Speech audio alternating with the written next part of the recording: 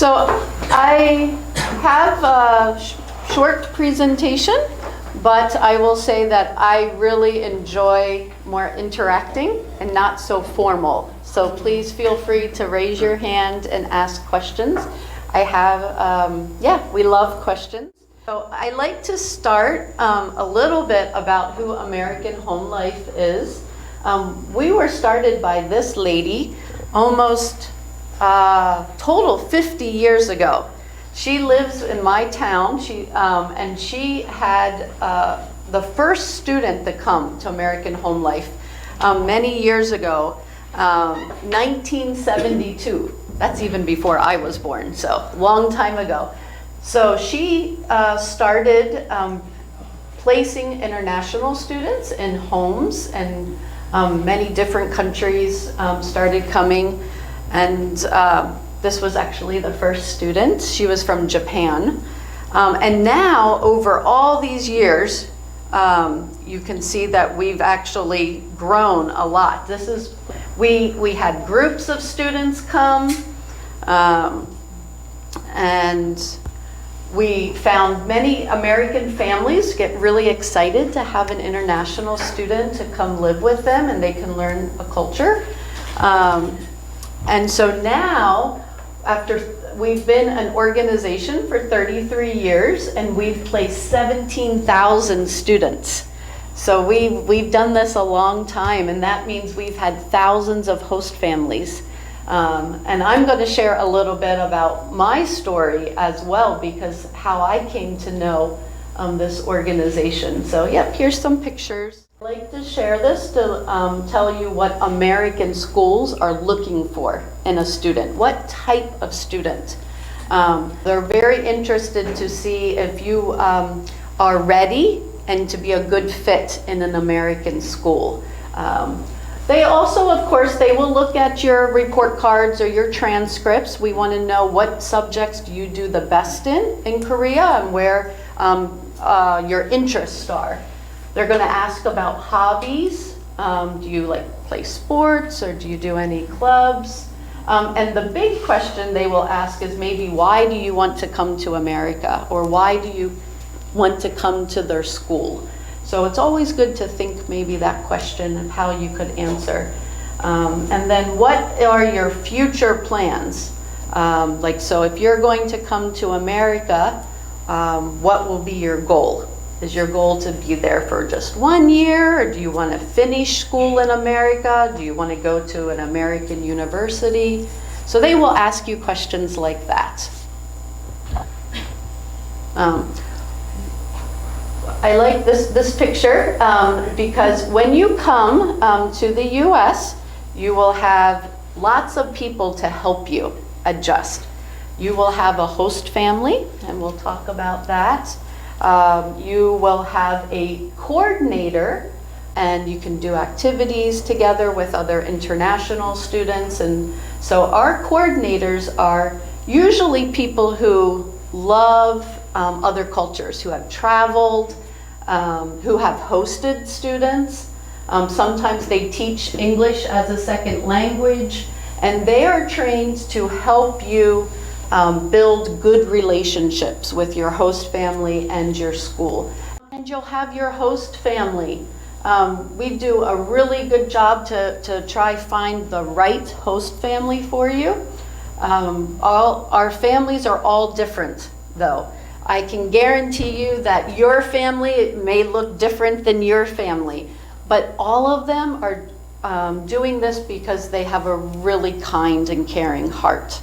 And they really want to love you.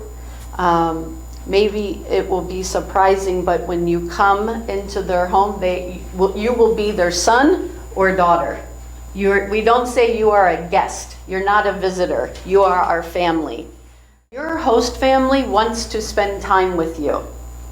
And so they're going to ask you maybe after dinner, do you want to watch a movie together, or do you want to play games together? And it's really important that you take time to do that rather than just stay in your room. You know, you can have some time in your room, so you do your studies, but too much time will make it more difficult to adjust to American culture. So I was asked to share what makes a successful exchange student. So how to be successful. There's a couple things I wanted to talk about, but I'll ask first. What do you think what's a good quality or characteristic to be a good exchange student? Cooperative, yes, exactly. That's a great one. Yeah. Bright? Yeah. Mm-hmm. Yeah, there's a lot of changes that happen when you move to a new country, and so you have to be, very quick and bright to adjust. Anything else? Positive attitude. I love that one's really good. Because there will be some difficult days, right? We always believe there are more positive days, but on the challenging days, you have to have a positive attitude. Yeah, good one. So, some other ones that we've learned, we've come up with. So your attitude is so important. We'd say resilient. So it means to be able to keep going even when things are challenging, right? If we quit, then it makes it very difficult to find a positive solution. Yeah.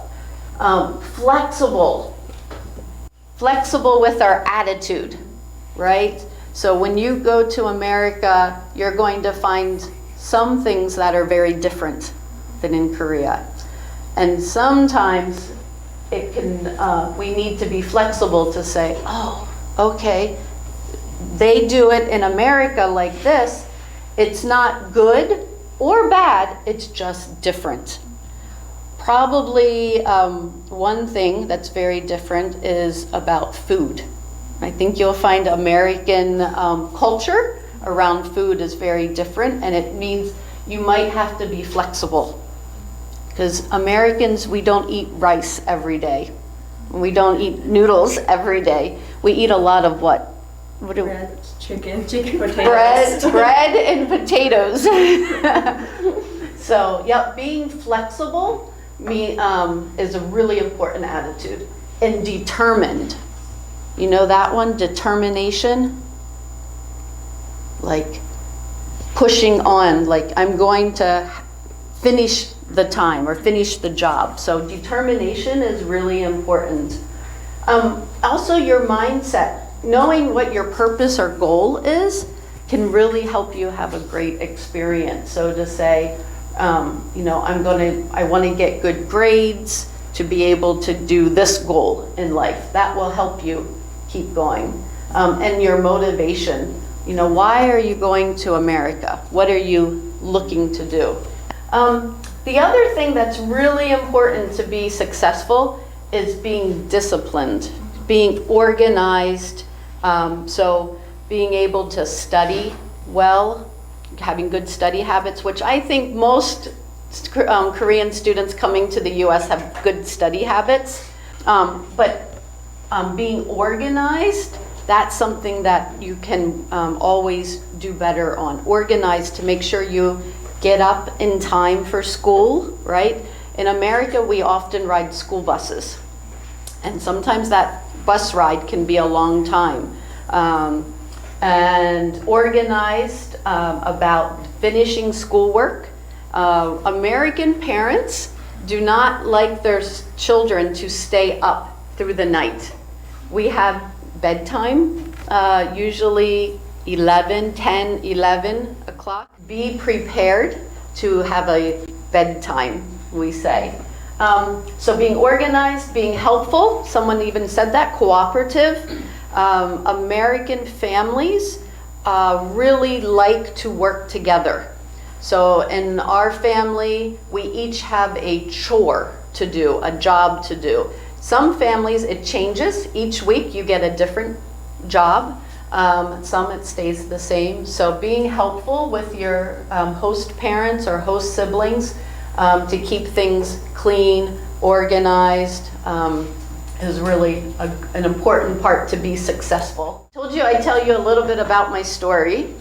I'd say, can you find me in this picture? But I think it's very easy. This is me when I was an international student. I went to school in Japan. So I was here. My family hosted for American Home Life. When I was 10 years old, we had our first student. Every year we had a new student come live with us. When I was 10, 11, 12, 13, on. And so I grew up with international students and I loved it. And it encouraged me to want to go to another country and live. My job is to oversee all of the students for American Home Life. And really, I think I have the best job ever. I love my job because I get to see and meet you, and I see how living with an American family can impact your life for many good things. So now quickly, I heard there were some culture questions. So before I show you, maybe what is one thing you've heard about American culture, but you want to know if it's true? Anything you've heard about American culture? Yeah. We wear shoes in the house. Do we wear shoes in the house? Oh. Jaina, what's the answer to that one? Yes, we do. Yes, we do. I heard that the school's lunch food is always the same. It's so it's the same. Yes, we have a menu, and so we say rotate. So sometimes every Tuesday will be called Taco Tuesday. It's more like Mexican or Spanish food. Or every Friday is Pizza Friday. Yes. So in some ways, yes, it's the same. Many American students, though, bring their lunch from home. So here in America, you have to pay for each lunch. So many families choose to pack a lunch and take it to school. So good questions. These are questions that I like answering. Your family will be a typical hardworking family. They may have pets. We love our pets in America. So we really like to say, be flexible when you come. All right. Thinking about American families, this is what's kind of important to American families. So we already said that American families are all shapes and colors and forms. And when we say forms, that means more like some families are mom, dad, and young children. Some families might be a mom and a dad and all their children are grown. They live outside the house. Some may be like a single mom with her children. So we look lots of different ways. What's very common, staying overnight at a friend's home. This is quite common in America. We say calling sleepover. And your friends may say, oh, do you want to come over Friday night for a sleepover? All right, school. This is a good one. In America, we have the same. We have public schools that are through the government, and we have private schools. Many private schools are also Christian schools. I really want to point out that how we get to our private schools varies. Most times, if you're coming to our area, you will ride the school bus. But I'm sure you've seen pictures of the big yellow buses, right? That's what our students usually take. And then sometimes host families will drive you to school and pick you up. And I already talked about lunchtime. Most times they pack, we call it a bagged lunch, because we put the food in a bag and we carry it to school. Or you can purchase lunch in the school cafeteria. So when you're in school, there's some differences. American teachers really like when their students ask questions and they engage. And many times asking questions can be part of your grade. Attendance is expected and critical, so you want to make sure that you're not missing classes. And probably my biggest tip is right here. Homework. In America, homework is required and it's a part of your grade. I know some countries, you do the homework for practice, but you don't give it into the teacher. In America, we do. So you do it, and the next day the teacher will collect it, or you may use a technology software and you submit it through like internet. Understanding material, not just memorizing, is really important. We call it critical thinking. So being able to explain the material. Teachers don't like to just memorize the facts. They want to understand, why did this happen, or why do you think? Your opinion is often on tests. Last slide. Tips for success. Show your gratitude. In America, saying thank you is really important and really appreciated. So, your host parent drives you to a friend's house. Say, thank you for driving me before you get out. Or, they take you to the mall. So we say thank you a lot in America. Like someone hands you something, we just naturally say thank you. We also write cards to say thank you. When we see a friend did something very kind, or a teacher did something very kind, we often will say, write a thank you note. So if I can say, if you are able to show that you are thankful and you appreciate your host family, you will have very good relationship. Spend a little time every day talking to your host family. When you, at dinner, talk to them. If you want to be successful, be willing to try something new. When people offer you some new foods, just try a little bite of it. It really shows your appreciation. Yep. Our new activity. Your host family says, will you come to church?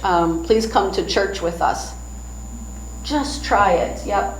And new ways of doing it.